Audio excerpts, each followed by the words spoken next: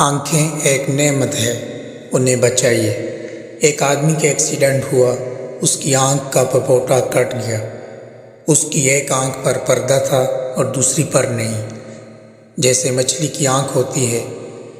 چند دنوں میں ان کا زخم تو ٹھیک ہو گیا، لیکن پریشانی یہ تھی کہ ہر 2-3 گھنٹوں کے بعد آنکھ کی بینائی دھندلی ہو جاتی۔